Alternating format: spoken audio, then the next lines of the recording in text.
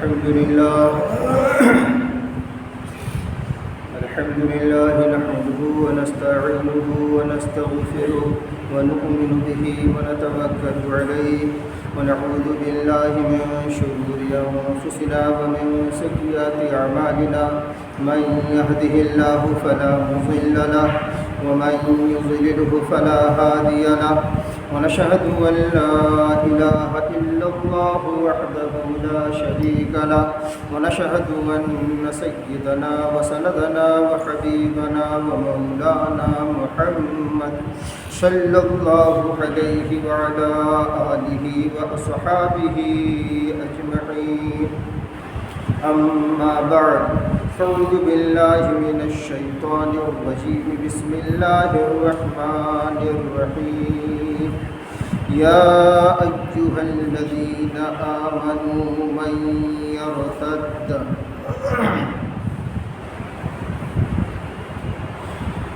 درود پاک ہم سب عبادت کی نیت سے پڑھیں اللہم صلی علی محمد وعطرتہ بعدد کل معدود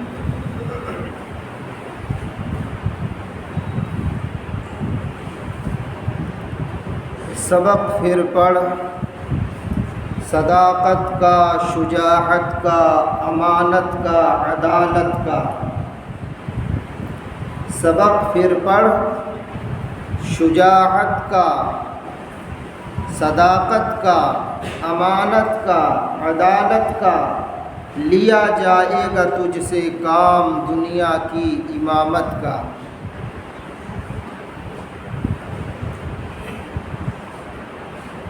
ملک کے حالات کسی سے مخفی نہیں ہیں، ارتداد کی بہت سی خبریں ہیں۔ مسلم لڑکیاں مذہب اسلام چھوڑ کر بہت سی مرتد ہو رہی ہیں۔ مختلف تعداد اور شمار لوگ بتاتے ہیں، ہم آپ اس میں نہ پڑیں۔ کوئی کہتا ہے اتنے لاکھ مرتد ہیں، کوئی کہتا ہے اتنے ہزار مرتد ہو رہی ہیں، وغیرہ وغیرہ۔ ہمیں آپ کو فکر اب اس وقت خود اپنی ذات کی کرنی ہے اور اپنے اہل خانہ کی بھی کرنی ہے۔ وَأَنذِرْ عَشِيرَتَكَ الْأَقْرَبِينَ، اپنے آپ کو اور اپنے قریبیوں کو جہنم کی آگ سے بچاؤ۔ قرآن حکم دے رہا ہے، خود بھی بچیں، قریب والوں کو بھی بچائیں۔ اب قریب میں جو آپ کے قریب ہے، آپ سے متعلق ہے، جڑا ہوا ہے، آپ سمجھ لیں۔ حدیث پاک میں آتا ہے ارحموا فی الارض، ہم آپ جب زمین والوں پر رحم کریں گے، وَيَرْحَمُكُمْ فِي السَّمَاءِ، آسمان والا ہم پر آپ پر بھی رحم کرے گا۔ اس لیے کہ اللہ والے کہتے ہیں کرو مہربانی تم اہل زمین پر، خدا مہرباں ہوگا عرش بری پر۔ تو یہ ایک قسم کا جو رحم، جو مہربانی ہم آپ کریں گے، اس پر اللہ کی ہمیں آپ کو مدد نصیب ہوگی۔ چونکہ اس وقت دیکھا جا رہا ہے معاشرے میں ہم لوگ جیسے بے رحم ہو گئے، جلاد قسم کے ہوتے جا رہے ہیں، چھوٹی چھوٹی باتوں پر ایسے اینٹھ جاتے ہیں اور ایسی حرکتیں کرتے ہیں، بڑے بڑے رشتوں کو توڑ بیٹھتے ہیں اپنی بے رحمی کی وجہ سے۔ اور یہ حرکت وہ بندہ کرتا ہے جس کے اندر کچھ انانیت ہوتی ہے، تکبر ہوتا ہے، اپنے آپ کو جو کچھ سمجھ رہا ہوتا ہے، جس کے اندر، جس کے دل دماغ میں کہیں نہ کہیں سے یہ بات چل رہی ہوتی ہے کہ میں کچھ ہوں، وہ اس طرح کی حرکتیں کرتے ہیں۔ اور جب معاشرے میں بے رحمی بڑھ جاتی ہے، جلاد پانا بڑھ جاتا ہے، تو پھر بدتمیزی بھی عام ہو جاتی، بد اخلاقی بھی عام ہو جاتی۔ اب ہم لوگ ایسے ہیں جو اپنی کمی دیکھنے کو تیار نہیں، بس ہر دم انگلی دوسرے کی طرف اٹھ رہی ہے، اپنے بارے میں کبھی محاسبہ نہیں کرتے، غور نہیں کرتے۔ فلاں آدمی ایسا ہے، دماغ آدمی ایسا ہے، اس کی لڑکیاں ایسی ہیں، اس کے لڑکے ایسے ہیں، اور خود جناب کے لڑکے پتہ نہیں کیسے ویسے ہیں، خود پتہ نہیں ہے۔ جب ہم اپنی ذات سے غافل ہوں گے تو ظاہر سی بات اپنے گھر والوں سے بھی غفلت برتیں گے، تو جو کام ہمارے ذمے ہے وہ نہیں کریں گے۔ اس سے کیا ہوگا؟ بد امنی پھیلے گی، بد نظمی پھیلے گی، جس سے خود ہم تباہ ہوں گے، معاشرہ بھی تباہ ہوگا۔ اور اگر بڑا بننے کا شوق ہے ہم کو آپ کو، تو یہ اللہ والے سمجھا رہے ہیں، سبق پھر پڑھ، سبق پھر پڑھ، صداقت کا، شجاعت کا، امانت کا، عدالت کا، لیا جائے گا تجھ سے کام دنیا کی امامت کا۔ اگر سرداری چاہتے ہو، امامت چاہتے ہو، لوگوں کا رہبر اور قائد بن کے رہنا چاہتے ہو، تو سب سے پہلے صداقت والا تو سبق پڑھو، سچائی والا۔ اور سچا آدمی ہمیشہ شجاعت والا ہوتا، بہادر ہوتا ہے، اس کے اندر ایک الگ قسم کی طاقت اللہ پاک رکھ دیتے ہیں۔ اور جو سچا ہوتا ہے وہ امانت دار ہوتا ہے، خائن نہیں ہوتا ہے، نہ اپنے بارے میں، نہ لوگوں کے بارے میں، نہ اپنے گھر کے بارے میں۔ یہاں تو خیانت کوٹ کوٹ کے بھری ہے، تو نہ سچائی رہ گئی، نہ وہ طاقتیں بچی ہے، نہ وہ امانت داری ہی ہے، تو ہم عدالت کیسے قائم کریں؟ انصاف کیسے ہم کریں گے؟ 3 بچے ہیں، 2 بچے، اسی لیے انصاف باپ نہیں کر پاتا۔ تو جب کچھ ہمارے پاس نہیں ہے تو ہم کیسے کسی کے امام، کسی کے رہبر، کسی کے قائد بن سکتے ہیں؟ اس لیے ضرورت ہے صداقت والے سبق کی۔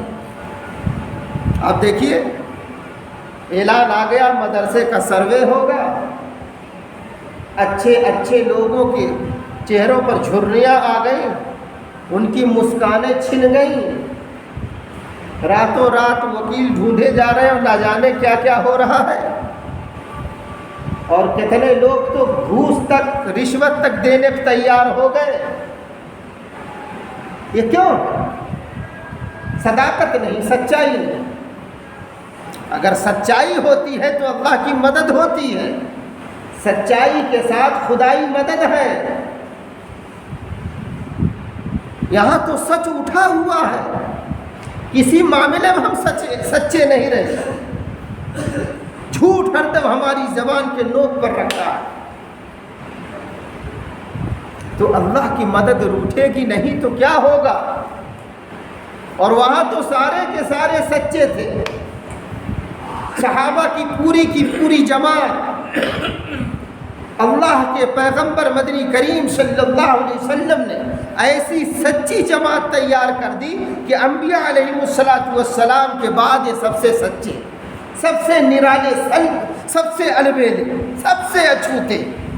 یہاں تک کہ قرآن نے کہہ دیا وَكُلًّا وَعَدَ اللَّهُ الْحُسْنَىٰ، یہ مقدس ایسا قافلہ، ایسی جماعت ہے جو ساری کی ساری جنتی ہے، سبحان اللہ۔ اور اس میں جو سب سے سچے تھے، جن کے بارے میں حضرت عبداللہ بن مسعود رضی اللہ عنہ کہتے ہیں کہ افضل البشر بعد الانبیاء،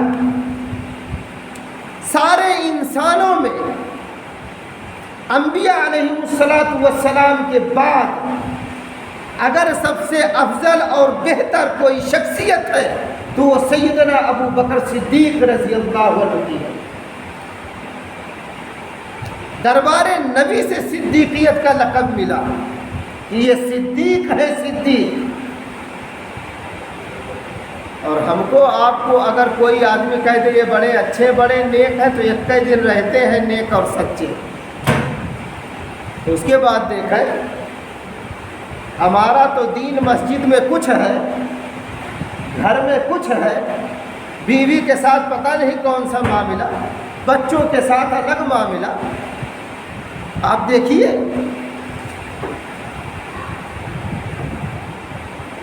ذرا کبھی کبھی محاسبہ تو اپنا کریں کہ ہم کتنے سچے سچے مسلمان ہیں. تو جو سچا مسلمان ہوگا، جو سچائی پر جمع ہوگا، جو مستقیم ہوگا سچائی پر، صداقت اس کی زندگی میں ہوگی اور ہر پہلو میں ہوگی، تو ایسے بندے کو اللہ پاک تنہا نہیں چھوڑتے، اس کی مدد فرماتے ہیں. آپ دیکھیے صدیق اکبر ہے. جنگلہ بند کر دے، کچھ آواز ہو سکتا، بارش کی کم، ٹھنڈا موسم ہے، ادھر سے آواز زیادہ. جنگلہ پر اچھا چل درود پاک صلی اللہ علیہ وسلم.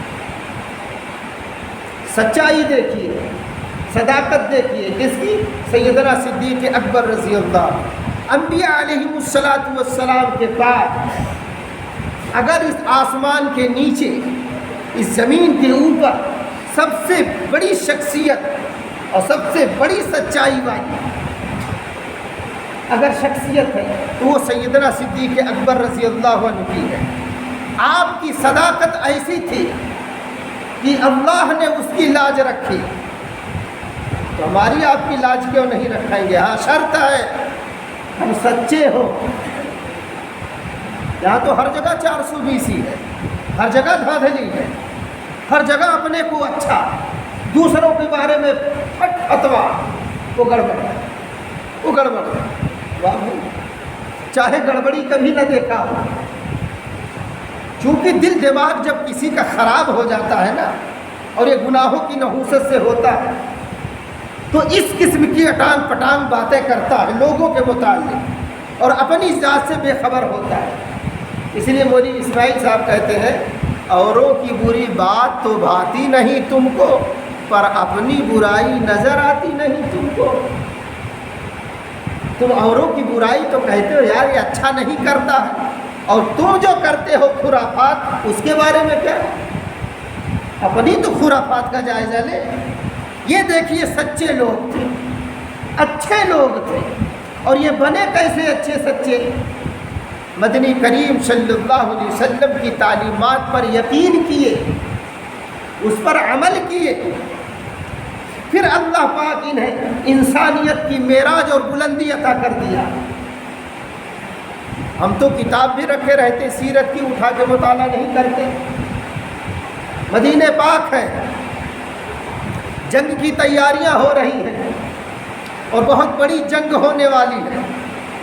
مسلمان اس کی مشق کر رہے ہیں، کوئی تلوار تیز کر رہا ہے، کوئی نیزے تیز کر رہا ہے، کوئی تیر کمان سنبھال رہا ہے. اتنے میں انصار گھرانے کی ایک خاتون آتی ہے اور وہ عرض کرتی ہیں کہ پیارے آقا، جیسے یہاں تیاریاں ہیں جنگ کی، ایسے میرا بیٹا بھی تیاری کر رہا ہے، لیکن افسوس ہے. کہا کیا ہوا؟ کہا وہ آپ کے خلاف تیاری کر رہا ہے. آپ کے پاس آئی ہوں، آپ دعا فرما دیں تاکہ اسے ہدایت مل جائے اور وہ آپ کے خلاف یا آپ کے فوجیوں کے خلاف، اسلام کے خلاف اپنی تلوار کا استعمال نہ کرے. کہا اچھا تمہارا بیٹا کر کیا رہا ہے؟ کہا اس وقت اپنی تلوار وغیرہ تیز کر رہا ہے، اس کی مشق کر رہا ہے. اور میں اس سے پوچھی تو اس نے کہا کہ میں محمد سب کہو صلی اللہ علیہ وسلم ان کی گردن اسی تلوار سے کاٹوں گا. العیاذ باللہ. کون؟ اس بوڑھی ماں کا وہ بیٹا کہہ رہا ہے. تو پیارے آقا صلی اللہ علیہ وسلم نے کہا ٹھیک ہے، جب کہتی ہو تو اس کے لیے ہدایت کی دعا کرتا ہوں. ہم بھی آپ بھی اپنے بچوں کے لیے کیا کریں، خالی پیسے کا نہ انتظار کریں. 1-2 مہینہ پیسہ نہیں دیتا، پتہ نہیں کہاں کہاں جا کے ماں باپ شکایت کرتے. اور ایسے ایسے بدخواہوں سے شکایت کرتے ہیں کہ ان کے بیٹوں سے جا کے لڑا دیتا ہے۔ ایک تو چغل خور اپنی قوم میں اتنا زیادہ ہو گئے، اللہ کی پناہ، چغل خوری بھری ہے۔ آپ کی بہو اگر دال بگھاڑ رہی ہو، بغل والی آ جائے آج کل، تو اگرچہ آپ کے کلچھل کے اندر تیل بھرا ہوا ہے، پھر بھی جا کے کہیں گے اتنی تیل میں ان کے پتوہ کو دیکھیں ہیں دال بگاڑتے ہیں۔ یہ ماحول چل رہا ہے ہمارے آپ کے معاشرے میں۔ کتنے گرے ہوئے ہو گئے ہیں، اتنی چھوٹی طبیعت کے تو مسلمان نہیں تھے، جیسے کیوں ہو گئے؟ ارے جب نبی کی سیرت سے دور، صحابہ کی سیرت سے دور، قرآن سے دور، نماز سے دور، تو ایسے ہی گھٹیا قسم کی سوچ اور گھٹیا قسم کی طبیعت ہو جائے گی۔ اللہ ہم سب کی حفاظت فرمائے۔ اس لیے مہمان اگر آئے تو کھانا شوق سے کھلائیے، دسترخوان وسیع کیجیے، اور مہمان کی فضیلت کیا ہوتی ہے، کھلانے کی فضیلت کیا ہوتی ہے، بہو بیٹیوں کو سمجھائیے۔ آج تو یہ سب اکرام چلا گیا، اس لیے برکتیں روٹھ گئیں برکتیں۔ جب ہم لوگوں کو کھلانے سے جان چورانے لگے تو سگی بہو سگی بیٹی 2 روٹی ہمیں بھی کھلانے سے اپنی طبیعت میں چوری پن لا دی کہ نہ کھاتے تو اچھا تھا، ایسے ہی چلے جاتے تو اچھا تھا۔ یہ حضرات دیکھیے کتنے اچھے لوگ تھے، کیوں تھے؟ نبی کی تعلیمات کی برکت سے۔ تب مدنی کریم صلی اللہ علیہ وسلم سے یہ ٹوٹ کر محبت کرتے تھے، کیوں؟ انہیں کچھ ملتا تھا، اور ان کی محبت تو ایسی ہے، بیان کیا ہوں بیان کر دوں، اضافہ ہوگا انشاءاللہ۔ اور درود تو پڑھتے نہیں، پڑھے تو یہ حالت نہ ہو۔ 1500 درود پڑھنے میں جان نکلتی ہے۔ ہفتے میں جمعہ آتا ہے، سورہ کہف نہیں پڑھی جاتی، سورہ یاسین چھوڑ دیجیے۔ ہم کیا کر رہے ہیں؟ مرنا ہے، مر کے قبر کے حوالے ہونا ہے۔ ایسی ہی اگر غافلانہ زندگی رہی تو کیسے ہم قبر کے سوالات کا جواب دیں گے؟ ہم تو فرشتے کو دیکھتے ہی ہماری حالت خراب ہو جائے گی۔ اس لیے اپنے آپ کو اعمال صالحہ سے مضبوط رکھ رہے ہیں۔ یہ دیکھیے پیارے آقا صلی اللہ علیہ وسلم کی پیدائش ہو رہی ہے، اتنے میں ایک خادمہ ہے جس کی، ابو لہب کی، جا کے خبر دے رہی ہے، کس کو؟ ابو لہب کو۔ صوبیہ نام ہے، بہت سے لوگ صوبیہ بھی کہتے ہیں۔ آ کے خبر دی، ارے آپ کے بھائی عبداللہ کے یہاں بیٹا پیدا ہوا، تو بہت خوش ہو گیا۔ اس لیے خوش ہوا کہ چلو میرے بھائی عبداللہ کی نسل چل گئی، یعنی خوش ہو گیا۔ اور اسی خوشی میں جو یہ آ کے بشارت دی تھی، جو یہ پہنا تھا ہار وغیرہ، اور جو کچھ سونے کا تھا قیمتی تھا، مرد کے لیے سونا پہننا جائز نہیں، مسئلہ یہ نہ سمجھیے گا کہ بیان ہو گیا پہننا شروع کر دیں۔ اور بہت سے جاہل جپٹ دیکھے ہوں گے آپ، انگوٹھی پہن لیتے، ارے اب کیا بتاؤں۔ دولہے کو جب ہمارے یہاں آنگن میں بلاتے اس کو کیا کہتے ہیں بھائی آپ بتائیں؟ اپنے علاقے میں کیا کہتے ہیں؟ مڑاہا کیا بولتے ہیں؟ مڑوا۔ جب مڑوا آتا تو مڑ دیتے ہیں، کیا مڑتے ہیں؟ اور تو سونے کی انگوٹھی باقاعدہ پہنا، جبکہ حرام ہے مرد کے لیے، آپ دیکھتے ہوں گے۔ اور اگر نہ پہنا ہے تو آپ کی بیٹی کی بھی خیر نہیں۔ یہ دیکھیے حرام اتنا طبیعت میں اتر گیا، کوئی کہنے والا، کوئی روکنے والا نہیں۔ اور ماشاءاللہ ہم جیسے عالم بھی جب مڑوا میں جاتے ہیں وہ بھی پہن لیتے ہیں، اب اتار دیں گے، ابھی اتار دیں گے۔ واہ بھائی، حرام چاہے 1 سیکنڈ کا ہو چاہے 1 منٹ کا، حرام حرام ہے، اللہ کی غداری ہے۔ تو وہ جو کچھ پہنا تھا اتار کے پہنا دیا خوشی میں۔ جب اس کا انتقال ہوا، شان مصطفیٰ کتاب اس میں لکھا ہے، اور ابھی میں اپنے استاد محترم مفتی عبداللہ صاحب قرینی شیخ الحدیث، وہ بخاری شریف کا درس دے رہے تھے، اکثر اب جاتا ہوں تو بیٹھاتے ہیں بغل میں، تو اس وقت بھی یہ واقعہ بیان انہوں نے کیا تھا، سن لیجیے۔ اور یوٹیوب پر بھی چل رہا ہو بیان۔ ارے بھائی آج بھی گڑبڑ ہے، دیکھو یہ اللہ حفاظت فرما، یہ کیا ہو گیا؟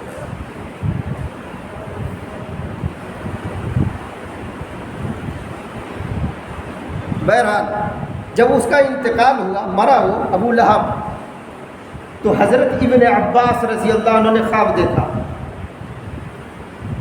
تو پوچھا کیا حال ہے؟ کہا مت پوچھو، بہت بری کٹ رہی ہے۔ یہ کون کہہ رہا ہے؟ ابو لہب۔ کہا بہت بری کٹ رہی ہے۔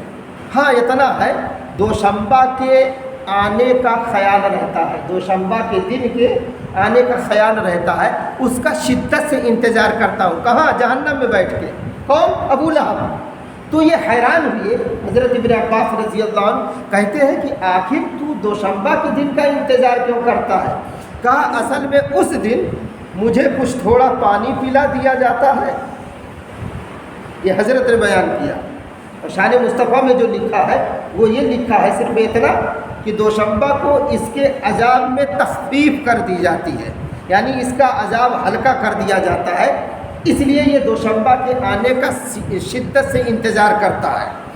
اب یہاں ایک نکتہ ہے، وہ ابو لہب کافر تھا اور کافر ہے، کافر ہو کے مرا، لیکن تھوڑی دیر کے لیے وہ بھی محمد الرسول اللہ سمجھ کے نہیں محبت کیا، محمد ابن عبداللہ سمجھ کے محبت کیا کہ میرے بھائی کی یہ اولاد ہے، اس لیے محبت کیا۔ غور فرمائیں گے اس نقطے پر، اتنی محبت کیا تھوڑی دیر کے لیے۔ اس محبت کا صلہ اللہ پاک ایسا دے رہے اس کافر کو کہ دوشنبہ کو، یعنی جس دن وہ محبت کیا ہے اس دن عذاب اس کا ہلکا کر دیا جاتا ہے۔ معلوم ہوا اللہ پاک نے کہا کہ میری رحمت یہ گوارا نہیں کرتی کہ جس دن کوئی میرے محبوب سے محبت کیا ہو اس دن بھی میں ویسا ہی عذاب دوں جیسا اور دنوں میں دیتا ہوں، یہ میری رحمت گوارا نہیں کرتی۔ اللہ پاک کہتے ہیں سبحان اللہ، ایک کافر ذرا سی محبت کیا، وہ بھی محمد ابن عبداللہ سمجھ کے، تو اس کا عذاب ہلکا ہوتا ہے۔ ہم آپ محمد الرسول اللہ سمجھ کے جو ایمان لائے ہیں اگر ان سے محبت کریں گے تو بتائیے ہمیں عذاب اللہ پاک دیں گے؟ ارے بتائیے، زور سے بولیے۔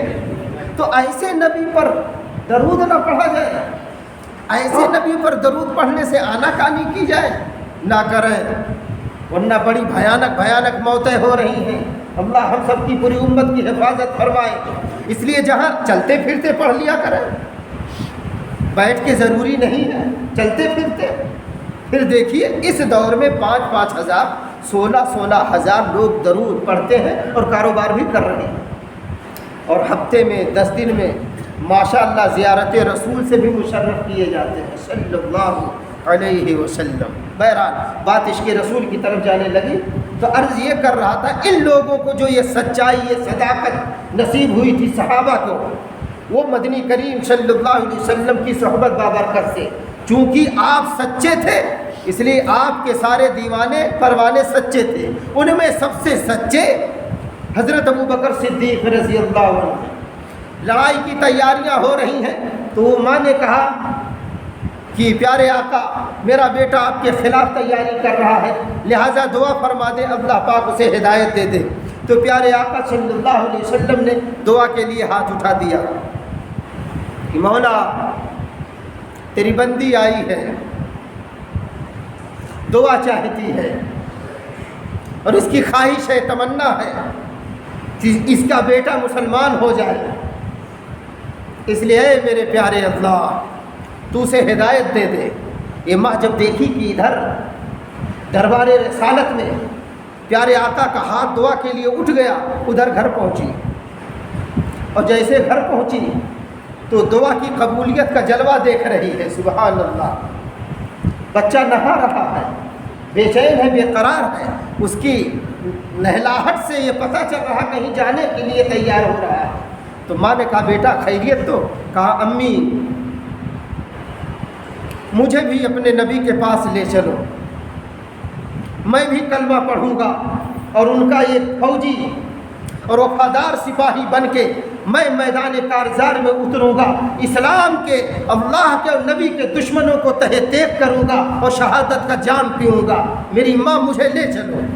کہا سبحان اللہ بیٹا، پیارے آقا کی دعا قبول ہو چکی۔ یہ مائیں تھیں دعا کرتی تھی، اپنے بڑوں سے کراتی تھی، اور آج ہم ایک دم جب بگڑ جاتا ہے نا تب آتے ہیں کوئی تعویذ دے دیجئے، اس کی کرامت ہم دیکھیں کتنا ہے آپ کی تعویذ میں دم، اور اپنی دعا یاد رکھیں۔ مسئلہ سن لیں، انبیاء علیہم السلام کے بعد اس روئے زمین پر اگر سب سے زیادہ کسی کی دعا قبول ہوتی ہے وہ ماں باپ کی دعا ان کے بچوں کے حق میں قبول ہوتی ہے، کہیے بے شک۔ اس لیے اپنے بچوں کے حق میں، ان کے مستقبل کے روشن ہونے کے حق میں آپ دعا مسلسل کرتے رہیں۔ ماں باپ کی دعائیں بچوں کے ارد گرد پہرا دیتی ہیں، اور اولاد سے میں کہتا ہوں ان کے ماں باپ اگرچہ تھوڑا نماز میں کوتاہی کرتے ہو یا دیندار کم ہو، ہیں تو ان کے ماں باپ، ہے تو ان کی جنت، ان کے جنت کا دروازہ، اس لیے ان کی شان میں کسی قسم کی گستاخی کبھی نہ کریں گے، ورنہ ماں باپ کی شان میں گستاخی کرنے والا کبھی پنپا نہیں ہے، برباد ہی ہوا ہے۔ تو دیکھیے یہاں دعا ہوئی، دعا قبول ہوئی، وہ نہا دھو کر آیا، مدنی کریم صلی اللہ علیہ وسلم کے دربار میں آیا اور کلمہ شہادت پڑھا، ساتھ میں پڑھیں اشہد ان لا الہ الا اللہ واشہد ان محمدا عبدہ ورسولہ۔ کیا حکم ہے میرے آقا؟ کہا چلو فوج تیار ہے، جنگ کے لیے چل رہے ہیں۔ ان کا نام ہے مالک بن سنان، سب کہو رضی اللہ عنہ۔ چلے جنگ ہوئی، جنگ کا نام وہاں نہیں لکھا ہے، البدایہ والنہایہ کے حوالے سے موت کی تیاری ایک کتاب ہے، اس میں لکھا ہوا، کتاب یہاں موجود ہے، اگر کوئی صاحب دیکھنا چاہتے ہوں گے بعد میں دیکھ لیں گے۔ تو جنگ ہوئی اور بڑے پیمانے پہ ہوئی، بڑی شہادتیں ہوئیں وہاں۔ ایک عرصے کے بعد جب مسلمانوں کی فتح ہو گئی تو مدینہ پاک کی طرف یہ لشکر اسلام واپس آیا۔ تو جب لشکر واپس آتا تھا تو مدینہ کی عورتیں، بچے اور دیگر مرد جو مدینۃ المنورہ کی دیکھ ریکھ کے لیے، اس کی حفاظت کے لیے رکھے جاتے تھے، وہ سارے کے سارے لوگ استقبال میں جاتے تھے۔ ویسے لوگ آئے، اب جن کے گھر کے لوگ ملتے تھے وہ لوگ اپنا سلام مصافحہ کرتے تھے اور مل جل کے خوشیاں مناتے ہوئے گھر کی طرف واپس آتے تھے۔ سب لوگ آ رہے ہیں، جا رہے ہیں، مالک بن سنان کہیں نہیں دکھے، چونکہ وہ شہید ہو چکے تھے اس جنگ میں، اور ان کا کفن دفن خود مدنی کریم صلی اللہ علیہ وسلم اپنے سامنے کروائے تھے، اور صحابہ اپنے ہاتھوں سے انہیں قبر میں اتارے تھے۔ ان کی ماں بھی آئی ہوئی ہیں، بوڑھی ماں۔ روایت پڑھ کر اور تمام حالات سے مجھے جو اندازہ ہوا، ایسا لگتا تھا جیسے وہ اپنے ماں کے اکلوتے تھے، اور باپ کا بھی ذکر نہیں ہے وہاں۔ تو ماں دیکھ رہی سارے فوجی آ رہے ہیں، میرا بیٹا بھی نہیں آیا۔ اتنے میں مدنی کریم صلی اللہ علیہ وسلم آتے ہوئے دکھائی دیے۔ کہا پیارے آقا، میرا بیٹا چونکہ انتقال کر گئے تھے، شہید ہو چکے تھے، اب اگر براہ راست پیارے آقا بتا دیں، چونکہ آپ نباز تھے، حکیموں کے حکیم، حکمت تو ان کی زبان کی نوک پر، تو فوراً پیارے آقا سمجھ گئے ان کا جذبہ، ماں کی ممتا۔ تو کہا ایسا ہے، پیچھے صدیق اکبر آ رہے ہیں، اپنے بیٹے کے بارے میں انہی سے پوچھ لو۔ اور یہ کہہ کے پیارے آقا آگے نکل گئے۔ تو پیچھے جو صحابی تھے یہ گفتگو سن رہے تھے، تو آنے والے سے کسی سے پوچھتی میرے بیٹے مالک بن سنان کہاں ہے؟ تو وہ سارے صحابی یہی کہتے رہے، پیچھے صدیق اکبر آ رہے ہیں، انہی سے پوچھ لو، پیچھے صدیق اکبر آ رہے ہیں، انہی سے پوچھ لو، پیچھے صدیق اکبر آ رہے ہیں، انہی سے پوچھ لو۔ جو جا رہا ہے وہی سنتا ہوا۔ اب جب پیچھے صدیق اکبر تھے، جب وہ آئے تو اچھا خاصا قافلہ مدینے میں داخل ہو چکا تھا، اور خود بنفس نفیس پیارے آقا بھی جا چکے تھے۔ یہ ماں وہیں کھڑی ان کے انتظار میں، دیکھی، کہا ابو بکر میرا بیٹا مالک بن سنان کہاں ہے؟ تو یہ بھی حیران ہو گئے۔ کہا ابھی تو آپ کے سامنے پیارے آقا گئے ہیں، آپ نے یہ سوال ان سے نہیں پوچھا؟ کہ میرا بیٹا مالک بن سنان کہاں ہے؟ تو اس ماں نے کہا کہ میں نے تو ان سے پوچھا، انہوں نے ہی کہا ہے پیچھے صدیق اکبر آ رہے ہیں، انہی سے اپنے بیٹے کے بارے میں پوچھ لو۔ تب یہ حیران ہو گئے کہ پیارے آقا یہ اگر کہے ہیں تو کوئی وجہ ہوگی۔ اتنے میں اے بھی کہے، کیا کہے؟ تو باقی صحابہ کہتے جا رہے تھے پیچھے صدیق آ رہے ہیں پوچھ لو، تو اب یہ کیسے کہتے کہ پیچھے صدیق اکبر آ رہے ہیں پوچھ لو؟ اے بھی فوراً کیا کہہ رہے ہیں؟ ماں جی آپ کے بیٹے مالک بن سنان پیچھے آ رہے ہیں۔ یہ کہہ کے آگے بڑھے، اور جیسے بڑھے انہیں احساس ہوا کہ یہ میں کیا کہہ گیا۔ ان کو تو اپنے ہاتھوں سے ہم لوگ کفن دفن کر دیے ہیں، ان کی جنازہ ہو چکی ہے، وہ شہید ہو چکے ہیں، ہزاروں لوگ گواہ ہیں، یہ میں کیا کہہ گیا۔ اور وہ ماں اسی امید میں تو کھڑی ہوگی، اس کے دل پر کیا گزرے گی اگر اس کا بیٹا نہیں آئے گا۔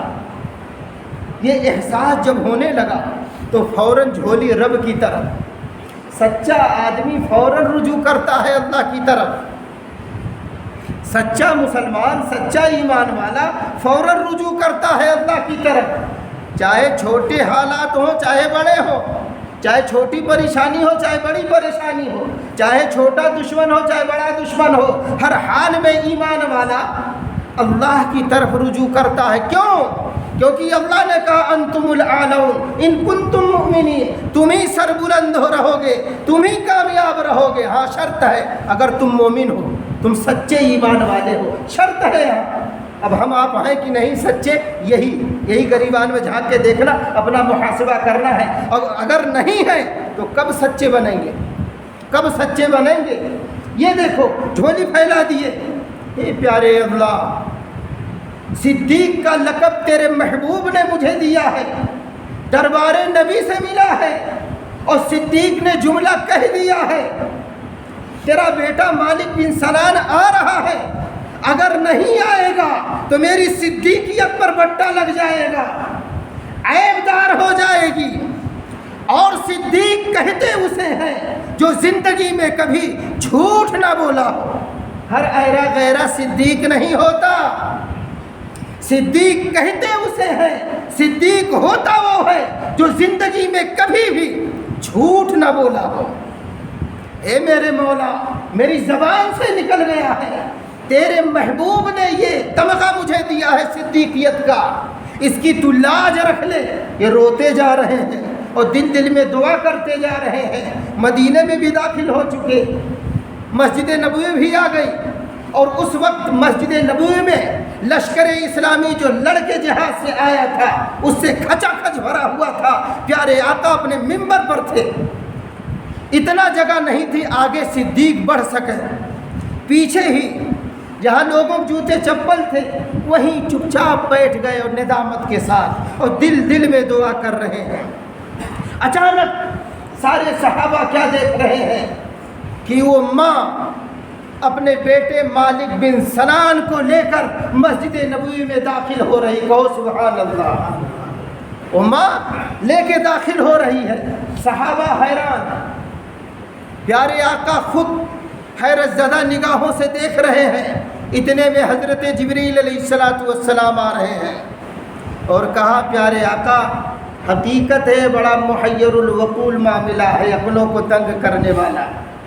بات یہ ہے آپ کے صدیق نے جب یہ کہہ دیا تھا تو میرے رب نے مجھے بلایا، کہا جبرائیل میرے صدیق کی صدیقیت پر بٹا نہ لگنے پائے، اس کی صدیقیت پر آنچ نہ آنے پائے، اس کی سچائی پر آنچ نہ آنے پائے، لہٰذا فوراً جاؤ اور قبر سے مالک بن سنان کو واپس لاؤ اور مسجد نبوی میں داخل کرو اور میرے محبوب کے قدموں میں لاؤ، تاکہ لوگ جان لیں اور دیکھ لیں کہ صدیق کا مقام کیا ہے، ایک سچے سچے مسلمان کا مقام کیا ہے، ایک وفادار رسول کا مقام کیا ہے۔ تب پتہ چلا کہ یہ معاملہ تھا۔ سبحان اللہ، ایسی مدد آئی کہ جب ایک مسلمان سچے دل سے اس دھرتی پر پیارے اللہ کو پکارا تو مردہ قبر سے اکھاڑ دیا گیا، زندہ کر کے لوگوں کے سامنے پیش کر دیا گیا۔ ہمارے آپ کے مدرسے کوئی کیا اکھاڑے گا؟ ہماری آپ کی مسجد کو کوئی کیا ویران کرے گا؟ ویران تو ہم خود کر رہے ہیں۔ تاج محل جیسا ہم عمارت بنا بنا کے اور مدرس کی 10,000 8,000 9,000 تنخواہ دے کے، صبر کرو اس میں بڑی برکت ہوتی ہے۔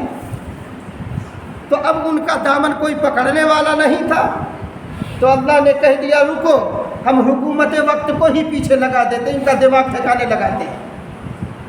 تو اب ہر طرف بیان نکل رہا ہے، دیکھو جو ملازم ہیں ان کی تنخواہ 10 سے 15 کر دو جلدی سے، اور جو پڑھانے والے ہیں ان کی تنخواہ 15 سے نیچے نہ ہو، نہیں پکڑے جاؤ گے، سزا ہوگی، مجرم ہو تم حکومت ہند کی نگاہ میں۔ واہ، ان کی غربت پر آپ کو ترس نہیں آیا، لیکن جسے آپ مخالف کہتے رہے حکومت کو، اسے اللہ نے مسلط کر دیا۔